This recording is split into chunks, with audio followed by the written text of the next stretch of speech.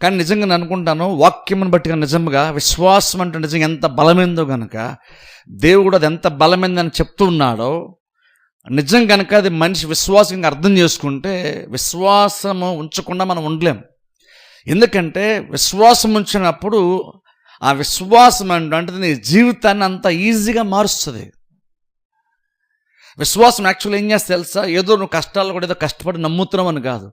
విశ్వాసం ఉంచి ఎందుకు ప్రాముఖ్యం అంటే, విశ్వాసం ఉంచినప్పుడు ఒక్కసారి కనుక ఒక మనిషి కనుక నేను నిజంగా నమ్మగలిగే స్థితిలో ఉన్నాను అని చెప్పగలిగితే, కష్టాల్లో కూడా అతను నెమ్మదిని అనుభవిస్తాడు. కష్టాల్లో కూడా కష్టాలు తీరే వరకు విశ్వాసంలో కంటిన్యూ అవుతా ఎదురు చూస్తూ ఉంటాడు. అంటే అర్థం ఏంటంటే, విశ్వాసం ఉన్నప్పుడు నువ్వు కష్టాల్లో కూడా చాలా ఈజీగా సాగగలుగుతావు.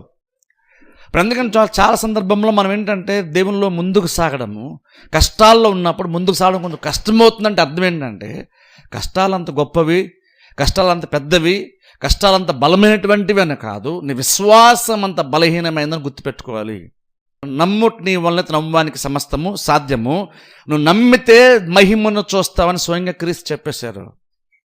అంటే దాన్ని బట్టి ఒకసారి ఆలోచించండి, విశ్వాసం అంటే నిజంగా మనకి ఎంత బలాన్ని ఇచ్చేటువంటి కార్యం ఆలోచించాలి మనం.